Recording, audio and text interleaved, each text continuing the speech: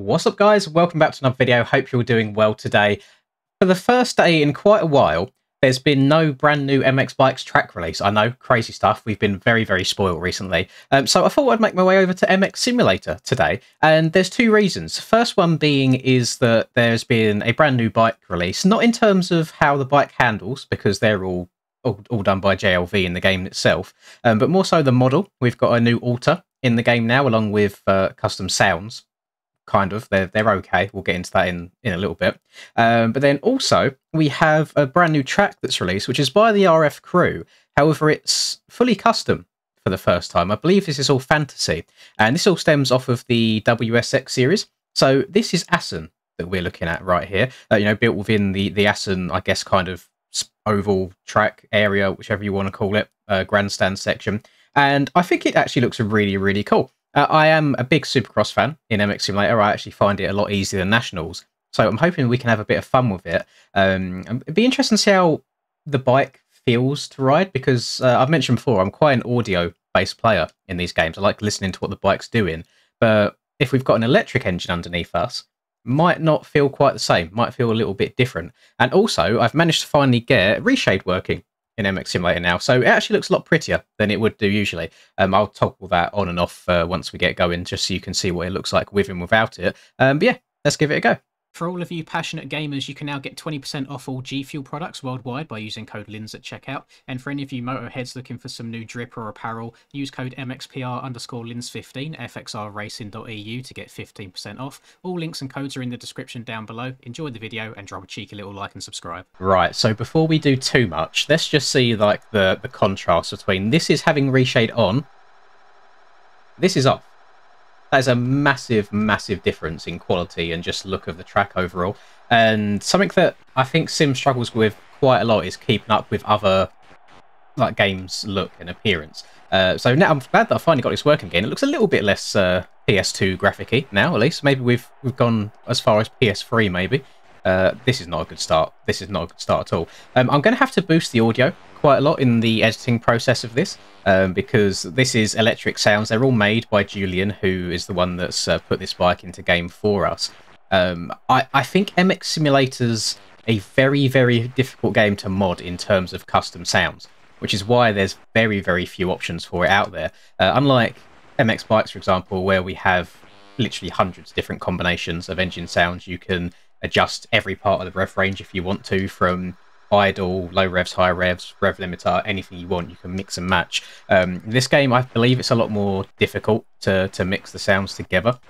So that's why we don't get many. So I have to kind of give some props where it's due for Julian to even attempt to make a Varg sound in here. He could have just released the bike as it was, just the looks, and said to people, you know what, just remove sounds altogether if you don't like having an engine there.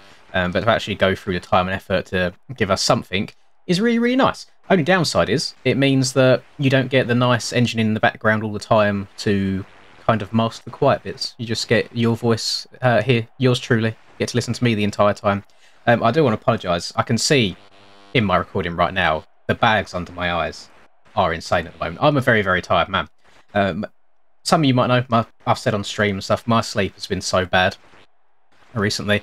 Last night was the first night in a long time where I actually felt tired at the right time of day, so about 11 PM-ish.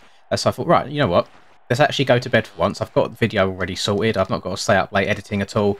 Go to bed, finally try and reset the clock and we'll be good. Did I sleep well at all? No, I did not. I woke up at 2 AM, so there's about 3 hours sleep there. I then laid for about half an hour, fell asleep again until 5 AM, and then I've been awake since 5 AM today, so I've got about 4.5 hours sleep in me last night. So yeah, very tired man, which is really annoying, because I just I want to have a day where I wake up and feel refreshed, because I'd love to do like a long stream again at some point, one of them donathons, but there's no point even starting one if I know that I'm not going to be able to survive it, if you know what I mean. I want to be able to go for like at least 12 hours at a minimum. Like, I don't want to just be getting tired after a couple. So very frustrating. I'm hoping that it will eventually come back round, and my plan, although it's very tempting to go and hop in bed and try and get another couple of hours under my belt, my plan is to try and stay awake all throughout today and then try and go to sleep again at that exact same time again tonight, I got 3 more hours of sleep. So then hopefully I get a bit more than 4.5 hours tonight, and by that point we should, fingers crossed, be fully reset. And I've had this trouble all of my life. Really, this is gonna be one of them videos where I feel like we're not going to talk about the subject at hand, whether it's the Stark Varg or the track itself. Now, we'll get to that in a bit, but a little bit of story time, I suppose. All the way through school and all the way through like my first job, I really struggled with sleep. To the point where, so if you're from the US, you might not really know fully how this all works, but if you're from the UK, you know you have an idea of how sixth form works in the UK.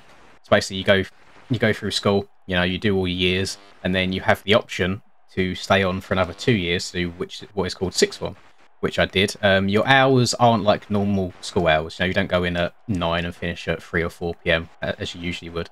It's kind of like, you know, if you've got a lesson at it lasts an hour. If you haven't got a lesson, you kind of twiddle your thumbs, or you go home and you come back later. And there was a couple of days of the week where I'd have lessons in the morning. I would then have maybe like 2 hours in the middle of the day where I didn't have anything, and then I'd have lessons in the evening.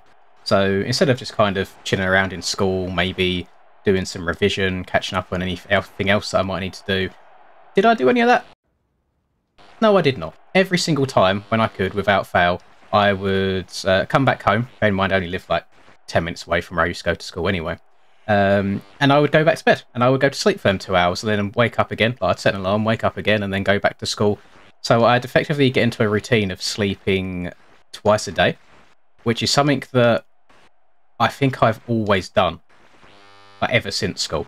Even going to my job, like my first job, I would stay awake until maybe, say, 3 or 4 a.m, sleep until 7 or 8 a.m, go to work at 9, do my day's work, come home at about 6 p.m, and then again sleep for another 2 hours or so from 6 until 8.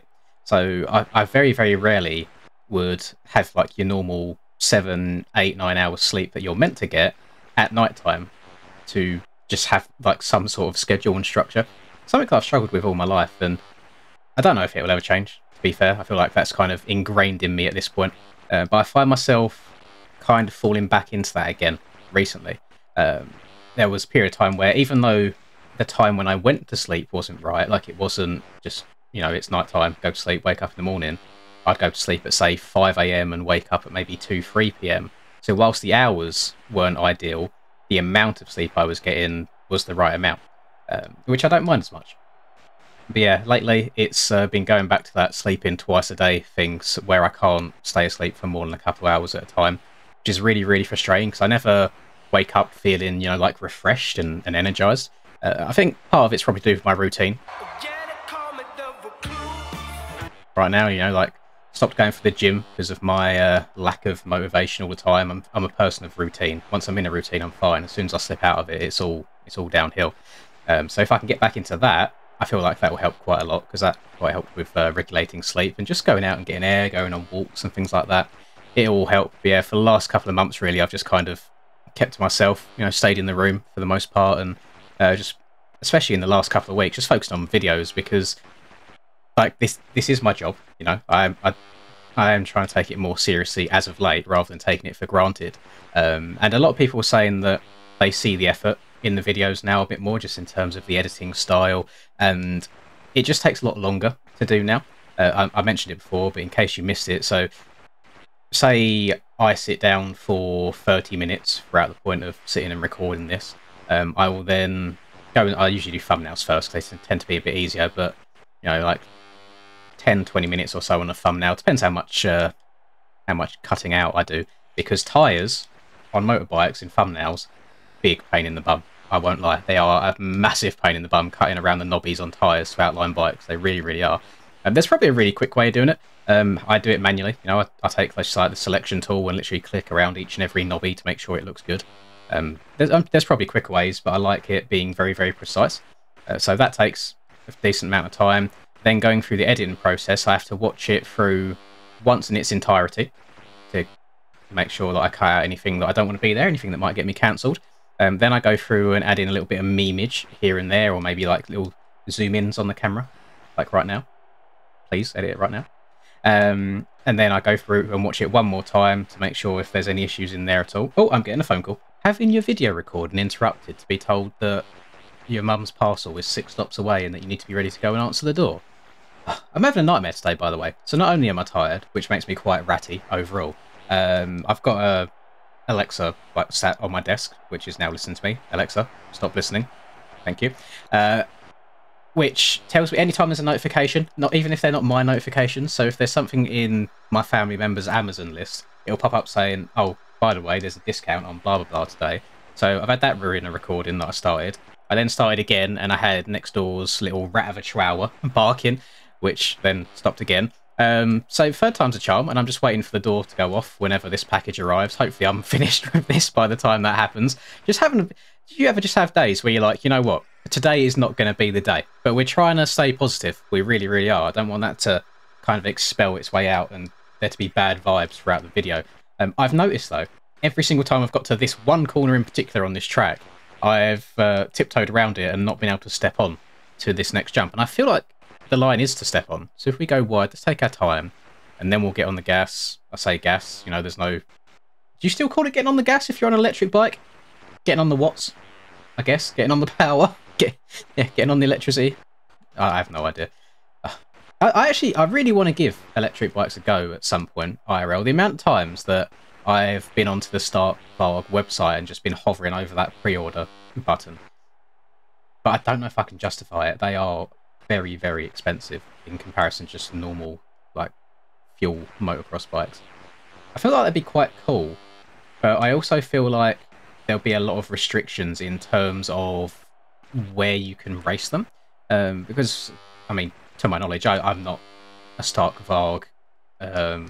I guess I don't know anything at all about them, if that makes sense. I've not done a bunch of research. But you can map them into many, many different ways. So I suppose unless you're racing in a fully open class, they'll probably be banned in quite a lot of stuff. Imagine you go into, let's just use normal terms like MX2, so 250 bikes, and you could just say, oh, my bike is mapped to have the power output of a 250. Just press a button. It's about, no, actually, by the way, it feels like a 450 now. So yeah, I imagine there's probably going to be quite a lot of rules and regulations about these bikes when they come out. But I suppose for someone like me who doesn't race that often, who tends to just go out riding for the fun of it to practice every now and then, probably be a bit more viable. But again, the price of it is just, it's insane. I'm hoping, as I say hoping, don't get me wrong, I do still like to hear my bikes on the rev limiter. I don't like hearing just the sound of tyres crunching along the dirt and a little whir of an electric motor. So I don't want petrol engines to go away anytime soon. You know, I like it. I like listening to them. I like smelling them first thing in the morning as well, especially the two-strokes. But it'd be quite nice if in the future, once the technology progresses further, that the price of these aren't as expensive as they are now, to make them a bit more affordable.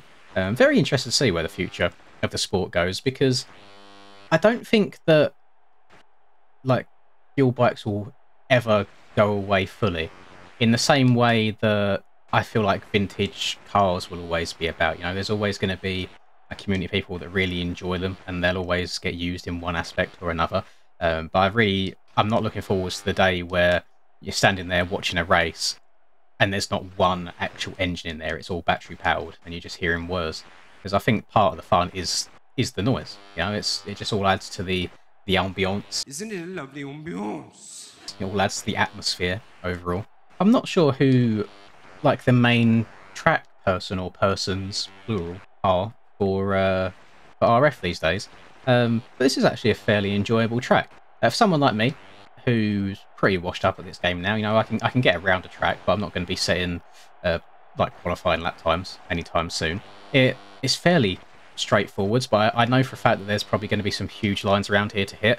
For those of you who want me to absolutely send this jump I'm coming up to right now, I can't. There is an invisible barrier in the air, which if I hit it, I will just be ejecto-cetoed. There's no way around that unless I go into the folder and delete it completely. Which I could do, to be fair. I mean, I wouldn't be able to join online sessions because my track would be different to the other people on the server. But I don't really plan on doing that anyway. It was just for like solo/single player use, so I could do that at some point. I'm not against them adding these barriers. I saw someone on the forum saying that they want to remove it because they want to leave it down to the game's physics to determine on if they can send a jump or not. It depends on which way you want to look at it. If you want to do it just for a bit of fun, then yeah, by all means, get rid of it. If you want it for, I guess, a realism standpoint, then yeah, keep it in. I mean, the only reason you wouldn't send it in real life is because you've got these lovely things called bones that you'd probably break if you sent something that far, but we haven't got to worry about that in a video game. But I don't mind it being there. It's not the end of the world. The rhythm sections are quite nice. There's definitely multiple sections to do in each and every one. I want to try this inside because I've not done this just yet. Let's tiptoe through here. I did see Mr. JLV on the... What's the date today? It's the 21st when you're watching this. It's the 20th for me right now. Saw Mr. JLV. He released a new update on the 14th, which for some reason it doesn't apply to all past tracks. It's just for tracks moving forwards. He's added like tyre tracks, so wherever you ride on each track, it will show up. So it will just show with the road a little bit better. And it's nice that he's implementing things to just make the game a bit more visually appealing, rather than it looking like you're riding on exactly the same thing lap in and lap out.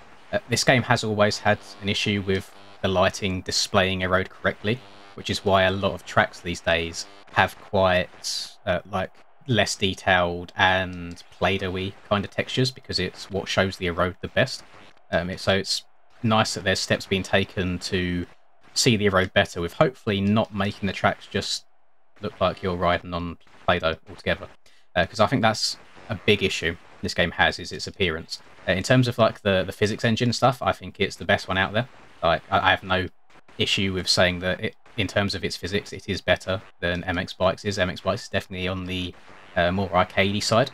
This goes full simulator route. Of course, you're never going to be able to fully simulate what it feels like to ride a motorbike through a controller. You know, when you ride a motocross bike, it's through your entire body. It's not just through two thumbsticks, for crying out loud. You're never going to get that feeling of, you know, steering the bike with the back end, braking traction, or like really getting hooked into a rut properly.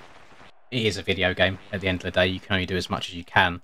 But if you can do it from a visual standpoint to make it look as good as you can, then I feel like that's at least half the battle, which is something that I was really enjoying in the video that went live for me yesterday, getting them reshade settings to make the game look a bit more on the realistic side. I really did enjoy it, and it's something that I'm probably going to use in my spare time quite often moving forwards. I really am.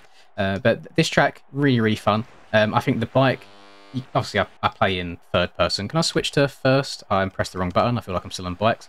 Oh, that's quite cool. It's got like a little phone screen down there.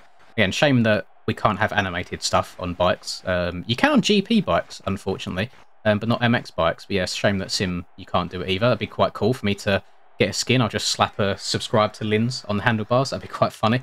But yeah, very good bike. The sound is absolutely fine. To be fair, it's what I would expect out of an electric bike. So Julian's done a good job on both the look and the sound of this thing. And again, the track seems very fun to play. I have no idea what day this series is going to be held on.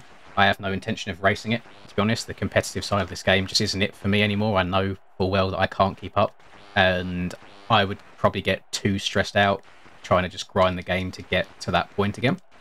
So for me, it's fun just to hop on and have a ride around for 20 minutes every couple of weeks or so, and I hope you guys enjoy it as well. If you've enjoyed this video, if I could ask, as always, for you to drop a little like and subscribe to the channel if you're new, it would be greatly appreciated. Leave a comment for the algorithm, help your boy out. And most importantly, I hope you have a lovely rest of the day, whatever it is you're doing. Nothing else left for me. That'll do it. I'll catch you boys next time. Peace.